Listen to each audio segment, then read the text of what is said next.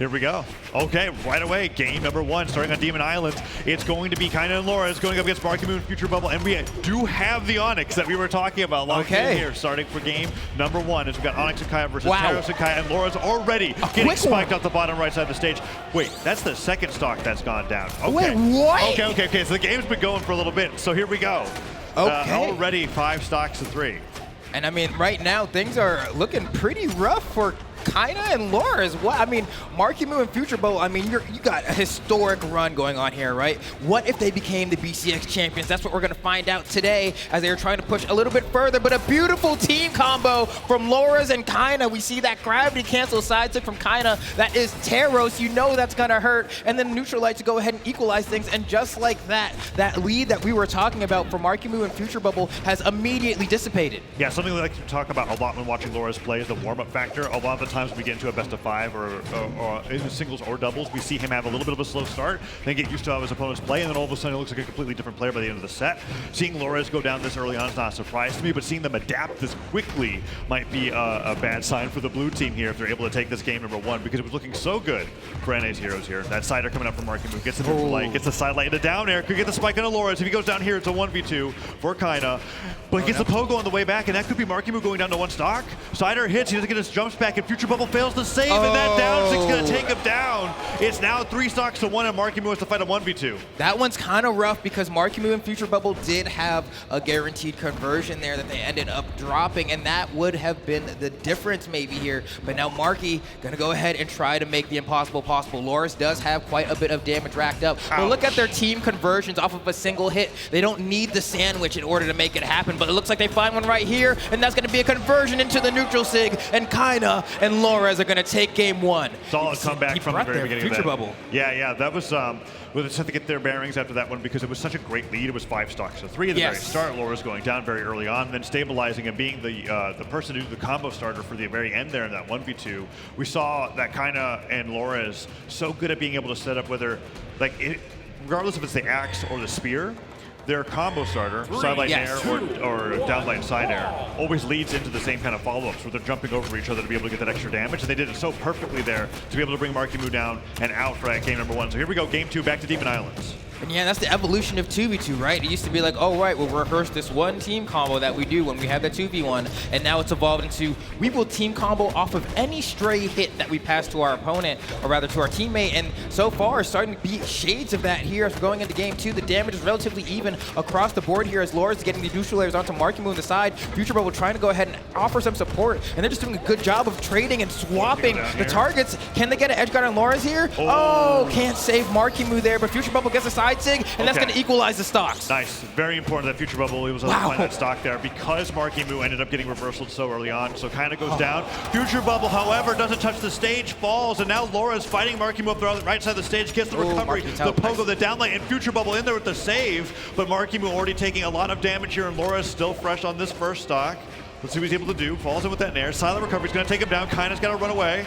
And he avoids the gauntlet nair, so it doesn't get stuck with the team combo. And he looks like he's going to be fine as Loras picks up a bow.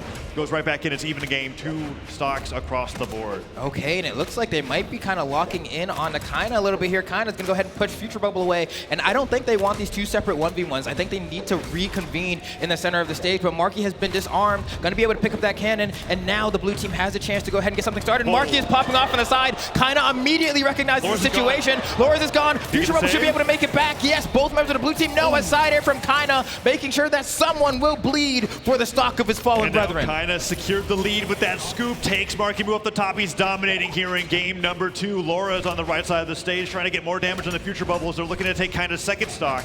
Laura's yet to be touched, and look at that. Sidelight nair, sider onto Marckiemoo. So much damage coming through as Futurebubble tries to save, but ends up getting some extra friendly fire in there with the neutral light, and the blue team is hurting here in game 2. And Marky is really in a tough spot here in the red already, kind of throwing out down 6, trying to get rid of Marckiemoo from the picture immediately, but Marky popping off here. Futurebubble trying to pass after that, and it looks like there may be a chance here. Marky gets 1, and Kyna is coming back. They need to get Loras right now. He's in the sweat beads, and only a neutral light is it.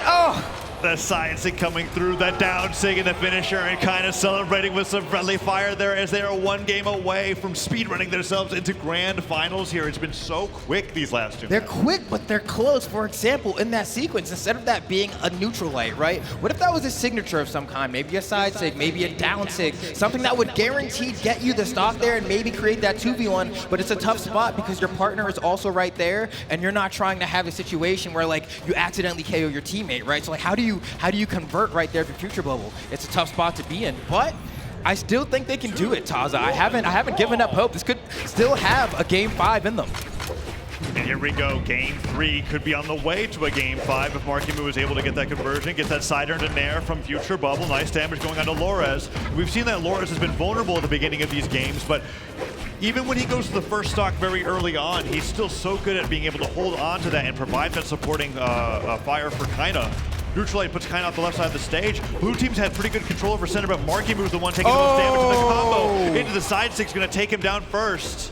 Futurebubble going to try to hang on here. Kyna in a hot pursuit. Great movement from Future as Markie's going to go ahead and pick up those gauntlets. And we'll see just how long Futurebubble is able to hold on here. But Marckie has to play point. And Kyna's doing such a good job of interrupting everything. Oh my goodness. Can Futurebubble get back here? I mean, honestly, they don't even care because they're going to beat up on Marckiemoo. The ladder to be able to stop Kyna from completely decimating Marckiemoo on the second stock here. That side six going to take it down for a trade. And that trade is going to take any time of the day. It's 5 stocks to 3 here. And Marckiemoo been getting destroyed. Yeah, this is tough because we're actually recognizing just another one of the benefits of Teros and 2v2 where the meta has evolved to a point where everyone is punching. Oh wait, Marckie! It's a clutch, it's not enough! That Kaya defense! But still so much damage coming through. Gets that ground pound. Lores destroyed. Marckiemoo fantastic on the cannon. Nice! And then the spike from Futurebubble means that they've taken the game back. Okay. It's down 3 stocks to 3. And Marckiemoo doesn't get the gravity cancel sidelight, but Lores almost goes down again. Oh, he's activating. He gets 2. He needs to get back to the stage here, refresh those options, and now things are looking a lot more doable for Futurebubble and Marckiemoo. He needs an interrupt on that combo. Kyna is so good at weaving in between the lines. Marckiemoo got to take the stock out, but Lores down. Save him! Goes down. No, barely holds on. Marckiemoo goes over to Kyna, gets the neutral light. Gets the Nair on Futurebubble though, and that side light could mean Marckiemoo's last stock is going to be gone. There goes Futurebubble. Can he hold on? He stares through both of them. You have to wait here. This could be an opportunity. Gets the side air onto Kyna. Futurebubble gets the delay recovery. It's not enough. And Marckie can't get the pass. He's going to fall here probably. He doesn't have options. He needs to save. And he gets hit by that down air. Futurebubble has to be clutch. You got to get Lores as soon as possible. He's got to take Lores right away. This might be the team combo. Recovery, chase, dodge, and air. Gets it down. This is your chance. Chase him down, Futurebubble. Gravity cancel side sig is probably the only thing that he's got here. Risk something. Throw out an attack. Sidelight, recovery. You have to hit him. There's the side sig, but Lores runs for his life and Kyna starts hitting him over the sidelights. This might be too little too late, Flambeau. Yo, this is probably it right here. Kyna and Lores. And that's going to be a quick 3-0 into grand finals. Kyna and Lores are, there's no funny business here. VCX right there, like, okay, we're going through, we're not dropping a game, and they're going straight into grands. Honestly, I'm going to keep it a buck with you. I feel like Marckiemoo and Futurebubble can still do this. Watching that set, I was like, they did end up getting 3-0'd, but every single game looked like it